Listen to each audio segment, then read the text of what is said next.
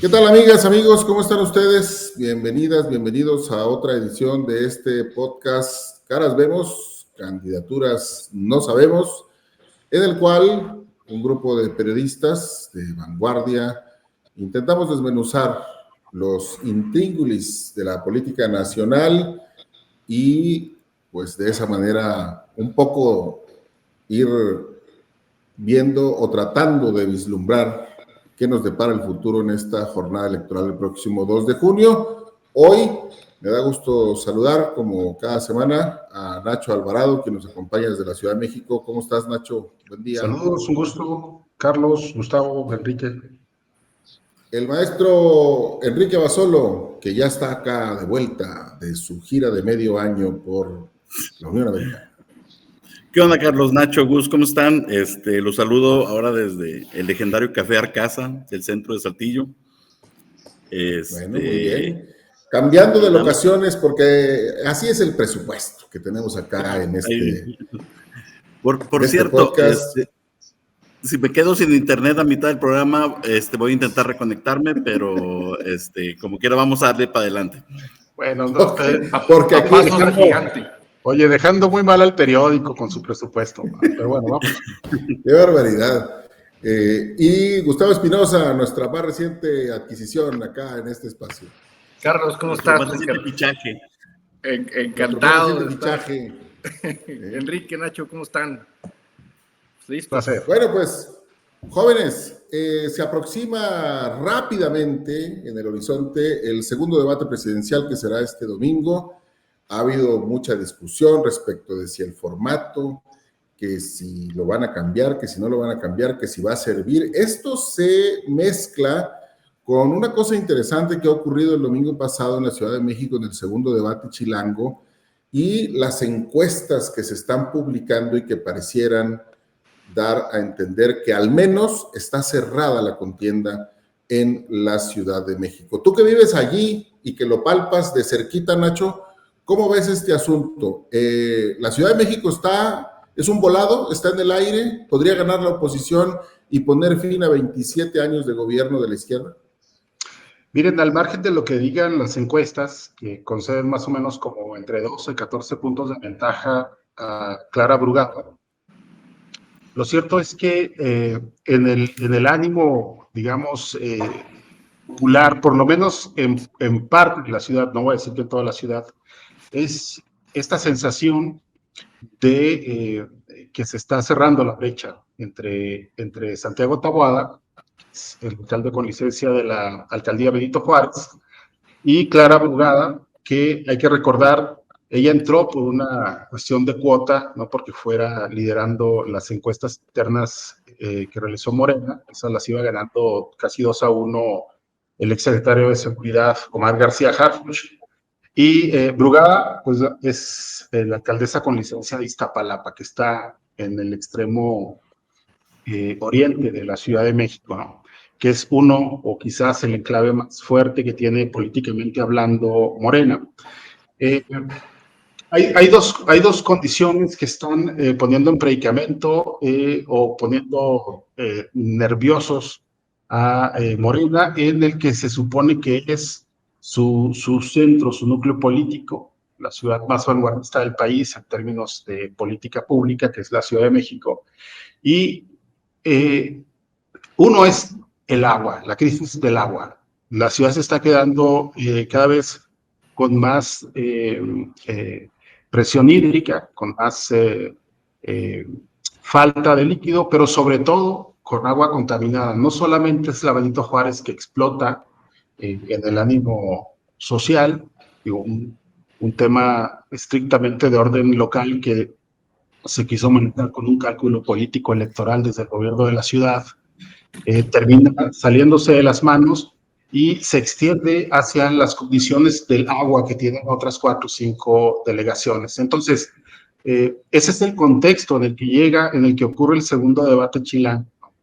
Y en ese debate, yo no sé si por un acto de arrogancia, si por incapacidades del equipo que rodea la campaña de Clara Brugada, se vio claramente avasallada. Santiago Taboada llegó como un tren, no supo Clara Brugada cómo responder a las críticas, por lo demás sustentadas en gran medida por el candidato del PAN-PRI-PRD, y fue muy claro cómo se abrumó en el debate, y las encuestas inmediatas pues le dan un triunfo inobjetable en ese debate a Santiago Taboada. Entonces, y sobre todo en el post-debate, ¿no? Exacto. Y estos dos componentes, pues ya hicieron como oler sangre, sobre todo a Marco Cortés, al dirigente nacional del PAN, que ha apostado la inversión de fondos destinados a las campañas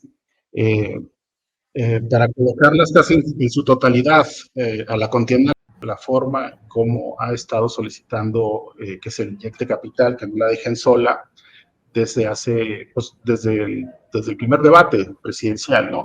Y ahora, pues hace unos días, pues ella pronuncia unas palabras que sugieren que hay una ruptura, por lo menos real, de fondo, con las dirigencias del PRI, PAN, PRD, cuando dice que, pues al carajo las formas, que ella va a ser ella como es, y que... Va a volver pues, al pipil. Exacto.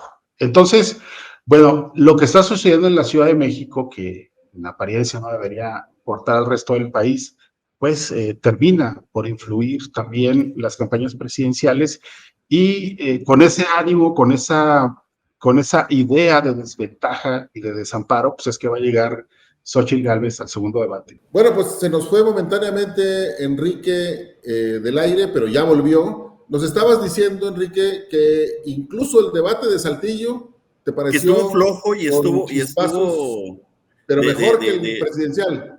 Estuvo todavía mejor que el presidencial, sí, que perdió momentos anecdóticos o emotivos o pleito de lavanderas en algún momento. El debate presidencial deja mucho que desear y pues y genera cierta expectativa para ver el del domingo. Hay una expectativa muy, muy, muy concreta sobre si Claudia Sheinbaum va a cambiar el discurso y va a salir en una defensa más enconada de la presidencia de López Obrador. Vamos a ver si efectivamente se cuadró con el disgusto presidencial de que fue muy atacado su gobierno durante el debate. Vamos a ver cuál es la actitud de Claudia. Y por su parte, Xóchitl tiene la última oportunidad, yo creo, de rescatar su campaña. Si no demuestra ser una candidata capaz de articular, capaz de presentar un contraste claro de por qué sería mejor votar por su candidatura que darle continuidad a la llamada cuarta transformación, si no logra hacer esa conexión con el electorado, está frita.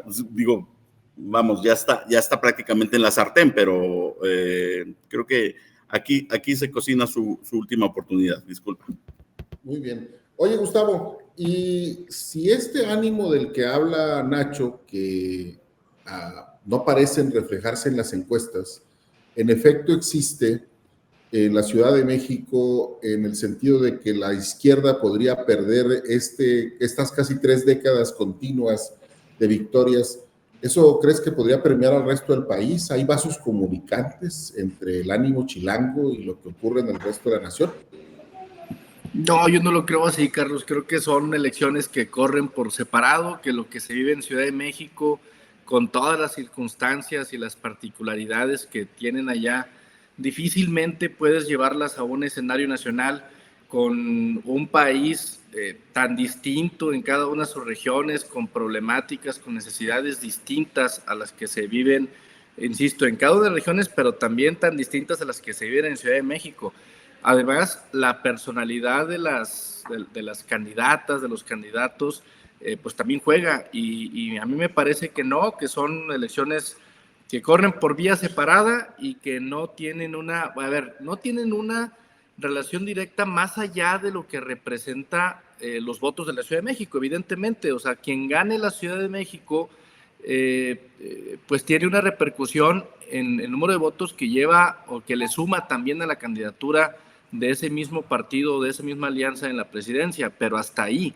O sea, tampoco es que exista una transferencia del ánimo del votante hacia la otra elección. Entonces, a ver, déjame te cambio la pregunta.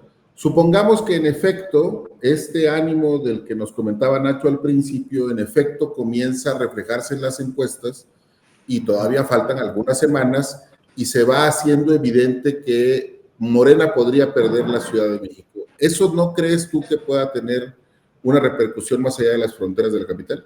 Yo creo que no, Carlos. Yo pienso, mira, como ahorita comentaba Enrique, yo veo muy clara la tendencia a que Morena va a seguir en la presidencia de la República. Veo muy complicado por la postura y por la estrategia que trae el equipo de Xóchitl que puedan llegar a la victoria. Entonces, pudiera darse el caso de que la Ciudad de México pierda Morena y que gane la presidencia. Sí es posible, pues que al final, insisto, o sea, el número de votos es importante en la Ciudad de México, pero pues no lo es todo. También o sea, el resto del país cuenta y creo que no es un ánimo general. O sea, sí pudiera darse el caso que la Cuarta Transformación pierda después de todos estos años en la capital, pero que mantenga la presidencia de la República, más porque cuando ves a estas candidaturas, a Taboada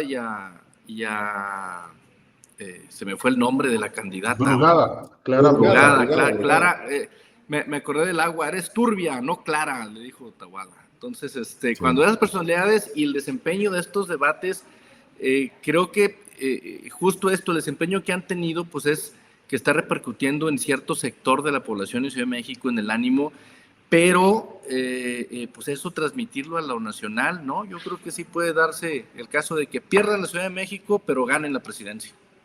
No, solo para precisar, yo hablaba de cómo el ánimo, es decir, la sola idea, que yo francamente no pienso que vaya a ganar el PRIAN en la Ciudad de México, pero la sola idea de que pueden tener posibilidad de triunfo está teniendo un impacto no en el voto que se vaya a dar en la contienda presidencial, sino en cómo le van a quitar o dejar de proveer recursos a la candidata Xóchitl Gálvez. Entonces, pues eso es condenarla ya definitivamente a la derrota, porque ahorita es improbable, a partir de las mediciones que se han hecho, de todas, que Xóchitl Gálvez avance en estas 6 semanas que quedan de aquí a la elección.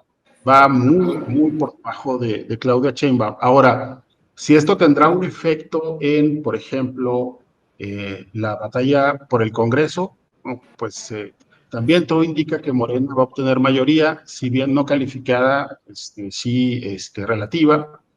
Y el caso, más que otra cosa, o sería al revés, el voto en cascada que pueda generar Claudia Sheinbaum que termine beneficiando a Clara Brugada. Pero sí, es una cuestión de presupuestos y de cómo, pues ya se está viendo, no le llegan los recursos a Xóchitl Gálvez, ¿no? Era por ahí. Y de programas sociales, Nacho. Bueno, también. Porque sí hay una relación directa entre las preferencias y el número de ciudadanos que reciben un programa social.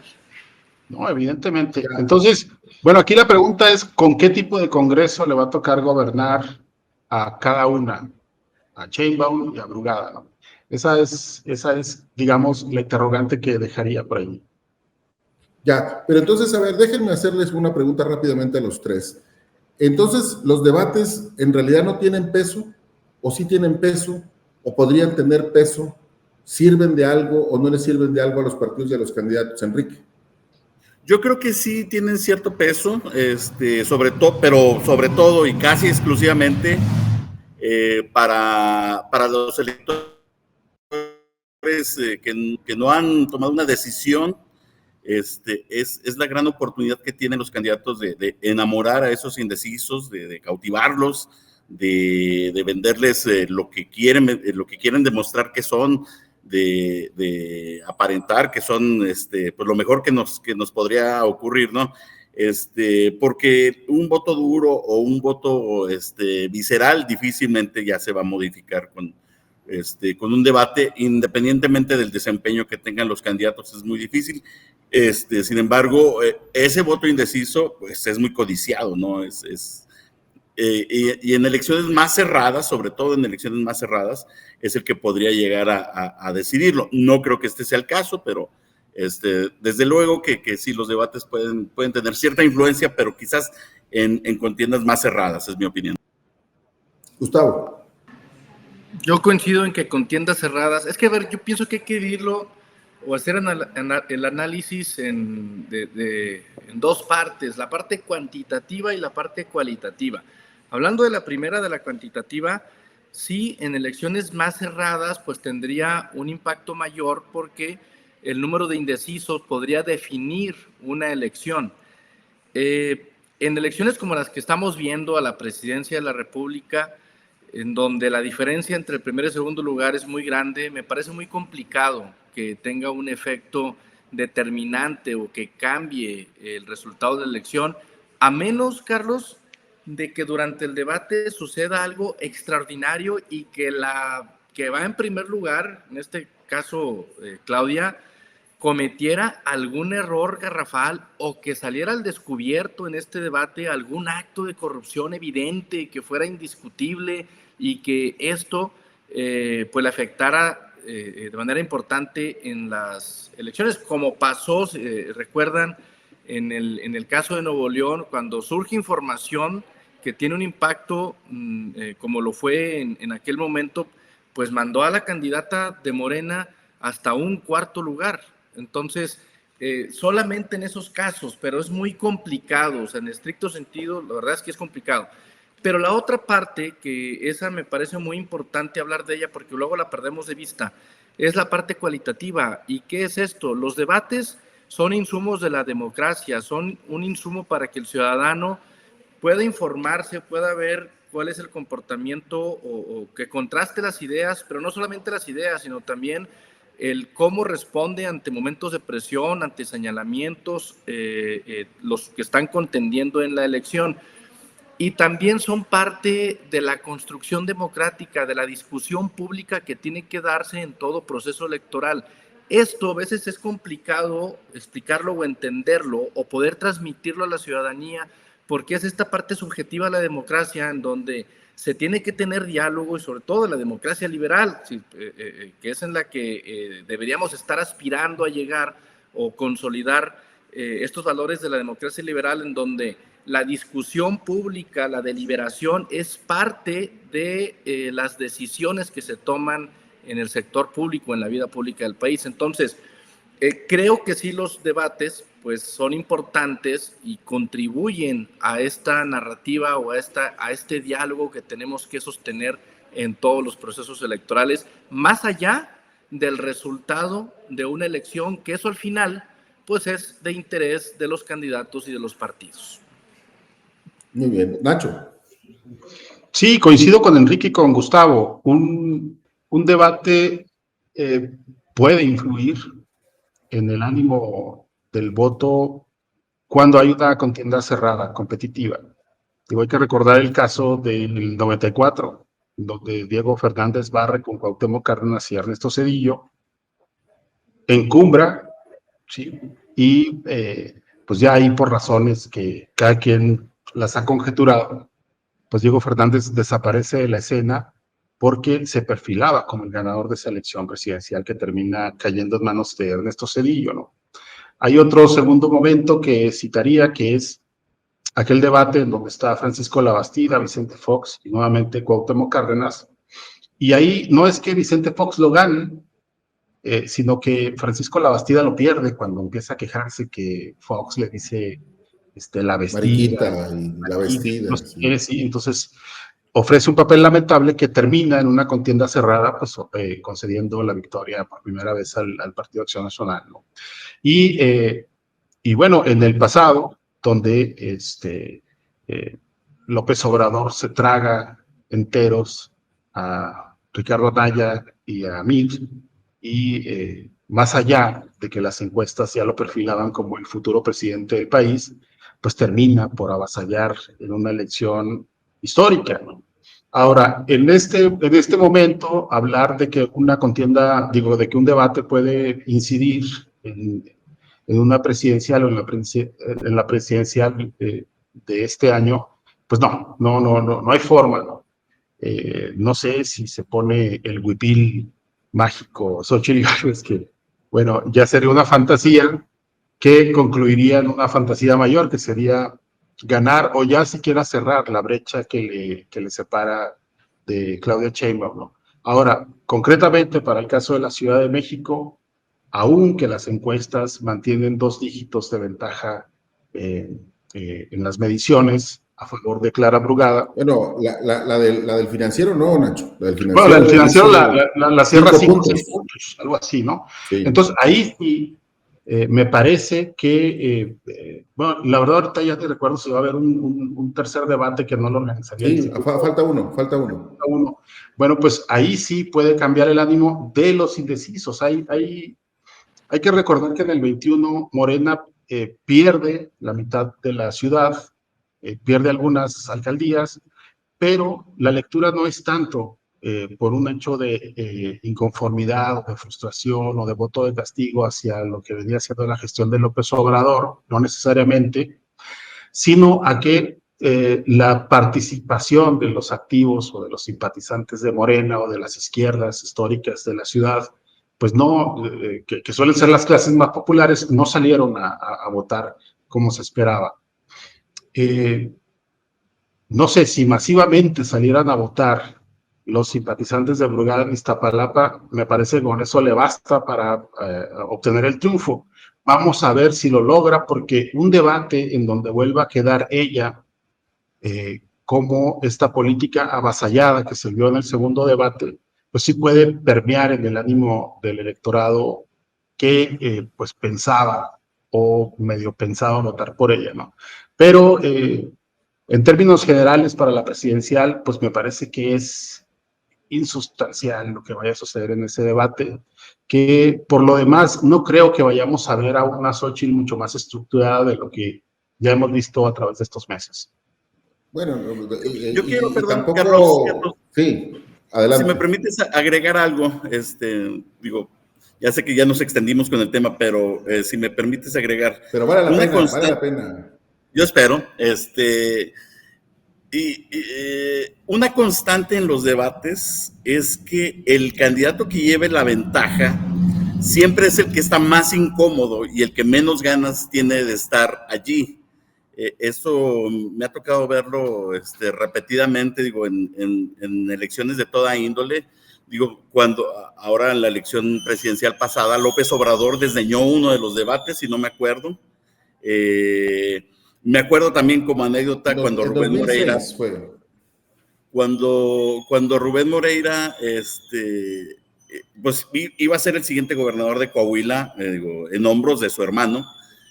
Nuestra casa Vanguardia hizo un muy buen debate, organizó un muy buen debate, muy honesto, muy transparente, y Rubén Moreira lo desairó a medias, dijo que no estaba de acuerdo con todo, claro, tenía miedo de que le exhibieran pues el tema de la megadeuda que acababa de explotar, ¿verdad?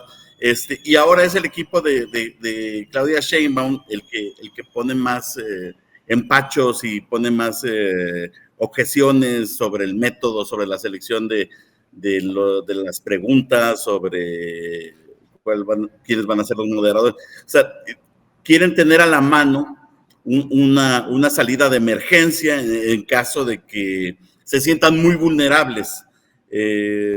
Y esto no deja de ser curioso, digo, porque tú dices, un candidato con esa enorme ventaja sería para que se plantara, pues muy seguro de sí mismo. Sin embargo, suelen ser los candidatos que tienen más miedo de salir a escena, a perder, pues, algo de su activo, ¿no? Ya, bueno, pero si las encuestas no van a ver, ¿querías hacer un último apunte, Gustavo? Por último, Carlos, sí, muy rápido. Yo estoy de acuerdo con lo que dice Enrique, nada más, yo me pregunto, ¿qué hubiera pasado o qué pasaría si a Taboada y a Brugada los ponemos con el formato de debate que tiene el INE o que tuvo el de Saltillo? ¿Sería el mismo desempeño o creen que esto limitaría el mismo debate o la participación de los que están contendiendo en la elección?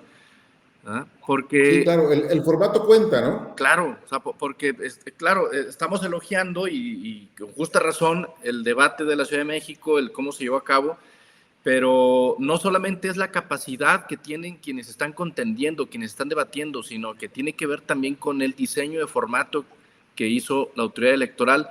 A mí me parece que viceversa, con un formato como el que se tuvo en la Ciudad de México, si ponemos a los candidatos presidenciales, creo que podría haber un mejor desempeño al menos de Xóchitl, que es la retadora, pues, ¿no? Sí, de Claro. acuerdo. Y bueno, no sé si ya Enrique cumplió su amenaza de desaparecer en algún momento. Ahorita nos avisa la producción qué pasa, pero a ver, si los debates no influyen, o si puede que no influyan, veamos si otros elementos de el proceso electoral o alrededor del proceso electoral podrían hacer. Por ejemplo, esta idea de reformar el sistema pensionario del país, que puso sobre la mesa el gobierno de la República en medio de la escaramuza con Ecuador y de la indignación que generó la invasión a nuestra embajada en Quito. A ver, les pediría en primer lugar a los tres que pudieran dar una respuesta rápida sobre si este tema forma parte o no desde su perspectiva del proceso electoral. Gustavo. Yo creo que no va a tener ninguna repercusión en el ánimo, en la decisión del ciudadano al momento de votar. Enrique. Yo tampoco veo mucha relación entre este nuevo fenómeno que aparece, este nuevo tema de discusión y el resultado electoral. La gente que es obradorista está defendiéndolo como una idea magnífica y los opositores pues lo ven como una nueva amenaza a las finanzas públicas y personales. Nacho.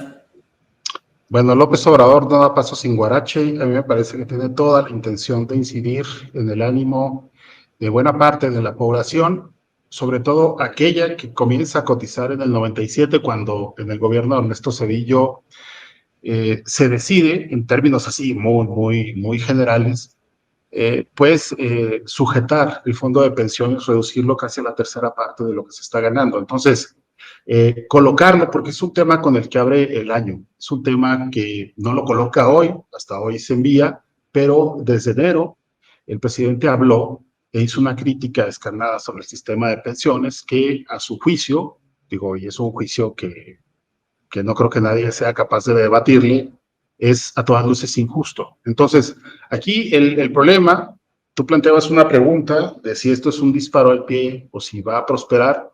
Bueno, no sabemos, pero de entrada, en el ánimo de una buena porción de los mexicanos, evidentemente va a tener, pues por lo menos, la idea de que en un gobierno de continuidad esto puede consolidarse y pues ahí deja, digamos, la víbora chillando, López Obrador, ¿no?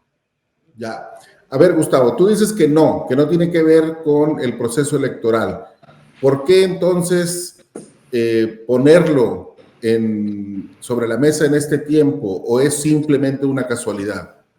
No, yo me refiero a que no tiene que ver, a que no tiene relación o no tener relación con el resultado. Es decir, que esto no va a afectar en el ánimo del ciudadano, porque el nivel de popularidad, Carlos, que tiene y de aceptación que tiene el presidente, que ha mantenido desde que llegó a la presidencia, es tal que lo que haga, pues sus seguidores lo aplauden. Y no importa los argumentos objetivos que se puedan dar sobre cualquier situación que se esté planteando, como es el caso de esta expropiación de los recursos que hay en los sistemas, en el sistema de ahorro para el retiro de cada uno de nosotros. Puedes argumentar, puedes dar números, puedes incluso cuestionar la viabilidad financiera en el tiempo de estas acciones, y la gente que es López Obradorista, no sé si lo comentó Enrique o Nacho, no le importa, porque creen ciegamente en lo que se hace en la Cuarta Transformación y lo ven como todos los argumentos que se puedan dar lo ven como simplemente una estrategia o patadas de ahogado de los políticos corruptos del neoliberalismo. Ya. Y esto ocurre, Enrique, porque no se entiende, es decir, a quienes les van a expropiar su dinero o a quienes se les pretende expropiar su dinero es a los más viejos, a los que se supone que más apoya este gobierno. No se entiende el asunto, es demasiado complicado, es una cuestión que pues a lo mejor la gente ya se murió, o por qué razón no tendría una repercusión electoral. Bueno, creo que tengo que hacer la misma precisión que Gustavo. Quizás la intención del presidente sí sea calar un poquito en el ánimo de la gente que está preocupada por la liquidez del sistema de pensiones. Pero sí, de igual manera, no creo que vaya a tener mucha repercusión. Quizás la intención de AMLO sí sea apelar al sentimiento de esa gente que está preocupada, pero no veo que vaya a modificar mucho el resultado. Perdón, Gus.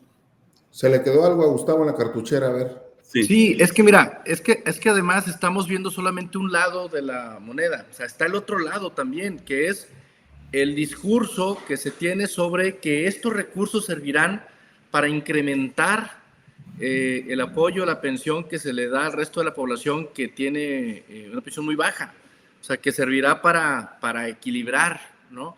Entonces, ese es el otro discurso que también está penetrando. Entonces, por eso mismo yo insisto que yo no veo que vaya a tener una repercusión en el ánimo del votante, al menos negativa. Yo coincido, la gente que ya está enamorada del proyecto López Obradorista de la transformación, pues lo aplaude, aunque matemáticamente, según la opinión de algunos que he escuchado, matemáticamente pues es inviable, o sea, no dan las cifras.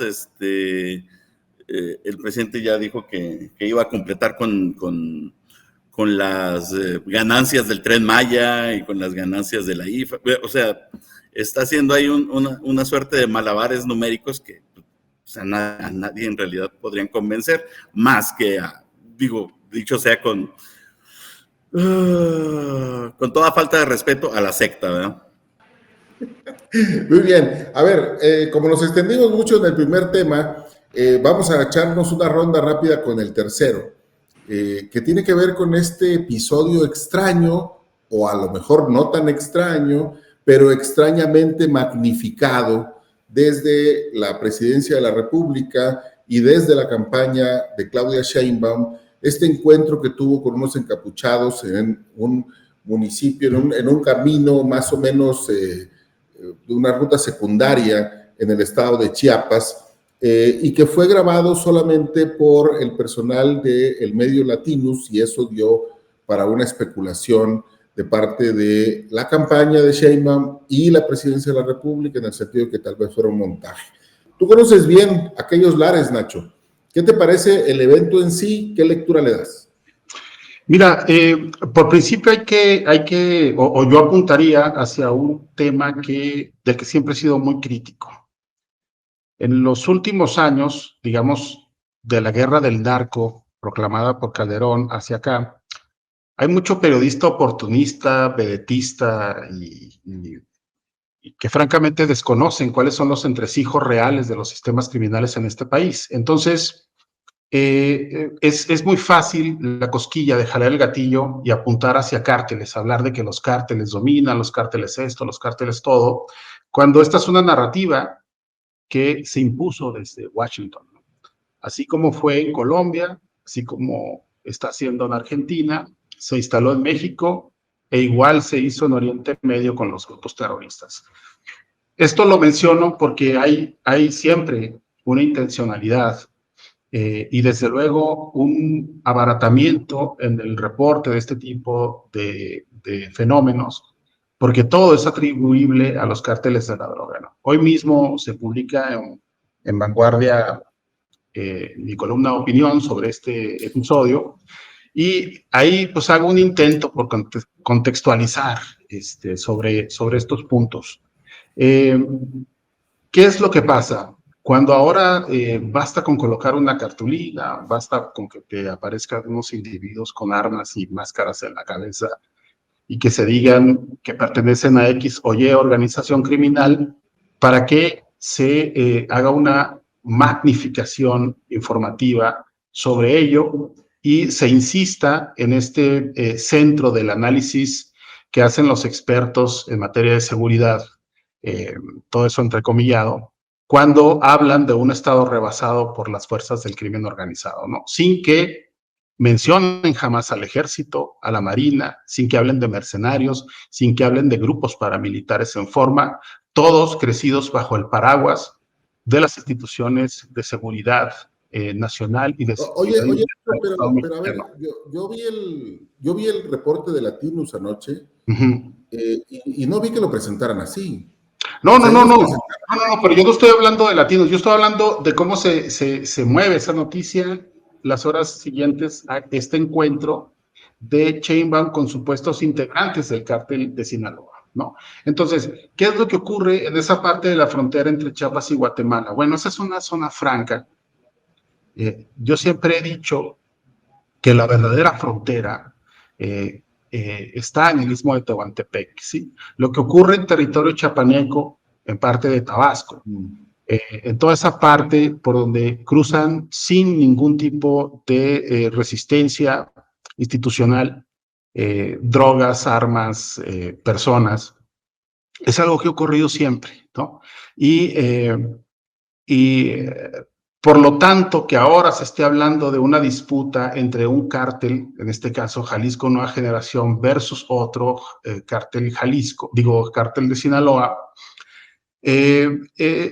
no deja de ser algo muy superficial, porque hay que recordar que estos enfrentamientos, esta disputa, entre comillas, por la plaza, inicia justo cuando comienza el desarrollo del sureste con el Tren Maya, cuando se hace el transísmico, cuando ahí están fuentes probadas de petróleo, de minerales y sobre todo de agua, y eso se apresta a convertirse en una zona de desarrollo pleno en los meses o en las décadas siguientes, ¿no? Entonces, siempre hay que fijarnos, por ejemplo, lo que pasó en Coahuila, ¿no? Cuando se viene o se está por cuajar la reforma energética, es cuando comienzan a desplegarse los episodios de terror en la zona de la cuenca de Burgos, en la cuenca de Sabinas, y en donde comienzan a darse una serie de destierros y de éxodos por cuestiones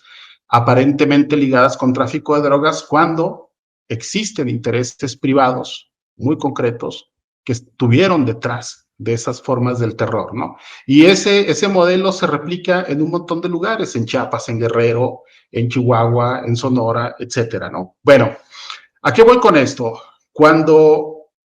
Cuando detienen el convoy donde va Claudia Sheinbaum, que por lo demás, digo, la señora tiene un sistema de inteligencia militar que es una avanzada que va justamente limpiando o eliminando posibles riesgos en los recorridos de ella y de la otra candidata, de Xochitl. Viene también con una custodia que les concede Sedena desde diciembre anterior. Entonces, era muy poco probable que hubiera algún tipo de amenaza, sin que con ello quiera decir que no puede suceder, ¿no? Pero era muy poco probable. Ahora, ¿qué es lo que ocurre inmediatamente después en términos mediáticos? Bueno, pues se dice que fue detenida por una célula del cártel de Sinaloa, ¿sí? Y más allá de si hay o no montaje, o si es atribuible o no a Latinos, pues es muy difícil, o para mí me es muy difícil pensar que se trata efectivamente de una célula que pertenece a una estructura criminal de la envergadura que se supone. Pero además porque no se comportaron así, ¿no? Ese no fue el comportamiento que tuvieron. No. Pero sobre todo por lo que le piden, que es un absurdo, ¿no? Oiga, pues límpianos el camino para que no nos descuarticen, es básicamente lo que dice, ¿no? Sí. Pero el acto en sí me parece que tuvo un un propósito de abonar a esta idea que prevalece desde el primer año de López Obrador, de que su gobierno protege a una organización criminal, ¿no?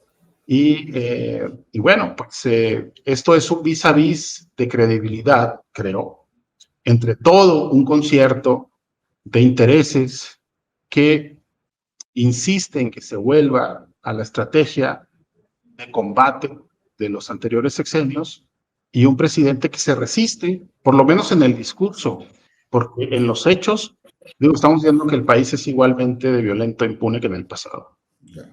De hecho, perdón, Enrique. Perdón, pero voy a hacer una pregunta, Carlos, ya me voy a tomar tu papel y voy a hacer una pregunta, pero entonces, Nacho, ¿tú consideras que esto que sucedió, como lo dice el presidente, sí fue un montaje? No, mira, yo no sé, yo no tengo los elementos para suponer que es un montaje y tampoco quiero caer en este juego presidencial que simplemente atribuye a Carlos Loret cualquier tipo de escenificación con propósitos muy concretos, ¿no? Yo no diría eso, puede ser incluso que haya sido una iniciativa de los propios pobladores o yo qué sé, pero lo que sí es verdad es que la reproducción de esa escena pues está en la conciencia de quien ha visto la noticia, de quien leyó, y entonces la idea de que tenemos un narcopresidente pues se robustece para quienes así lo quieren ver, ¿no?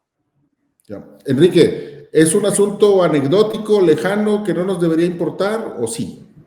No, creo que sí hay cierta gravedad, digo, no entiendo la actitud del gobierno de quererlo desacreditar como un montaje. ¿Me estás diciendo entonces que cualquiera que se ponga una pinche máscara puede ir y detener el convoy de la candidata presidencial?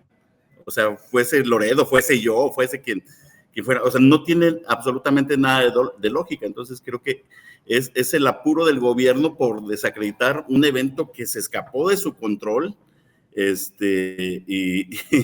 y evidencia de ello es que pues, por la cara de la candidata, pues sí se le aflojó la calabaza. Es todo lo que puedo decir por el momento. Ya, Gustavo, nada más para cerrar, ¿es un hecho simplemente de esos que pasan, como diría el gobernador de Sinaloa, o sí deberíamos de preocuparnos por lo que ocurrió? No, sí, mira, a mí me parece que sí deberíamos ocuparnos en el análisis de este tipo de eventos, porque por donde lo veas, hay cosas que decir. O sea, efectivamente, si no fue montaje y si finalmente los pobladores o un grupo armado, lo que sea, pudieron detener el convoy en donde va una candidata a la presidencia de la República, pues es preocupante. Y si fue un montaje, de igual manera, o sea, porque debe de haber la capacidad por parte de los cuerpos de protección de las candidatas y del candidato para poder prevenir, para poder anticiparse a este tipo de hechos. Entonces, por donde se vea, creo que sí hay cosas que decir y cosas que cuestionarnos sobre lo que está sucediendo, porque no hay una explicación clara al respecto. O sea, tú escuchas al presidente y con una facilidad como acostumbra en la mañanera desacreditar el hecho y decir que es solamente un montaje, pues incluso eso, si fue un montaje debieron haberlo evitado y debieron haber capturado a las personas que lo hicieron, o sea, porque hay un cuerpo de seguridad que tiene inteligencia y que no debe haber permitido que pasara. En fin, o sea, yo pienso que sí tenemos que estar atentos a este tipo de hechos y no dejarlos pasar así nada más, sino cuestionarnos qué es lo que está sucediendo y cuestionarle a las autoridades. Ya, pues vamos a ver cómo evoluciona este asunto, vamos a ver qué más da de hablar durante la semana. El próximo domingo hay debate presidencial, vamos a ver si aparece Xóchitl y su huipil de la suerte o si esto de plano termina de coserse como tantas voces ya lo adelantan y lo vaticinan. Por lo pronto, Nacho, Gustavo, Enrique, muchas gracias. Nos vemos y nos escuchamos por acá la próxima semana. Saludos. Gracias. Hasta luego.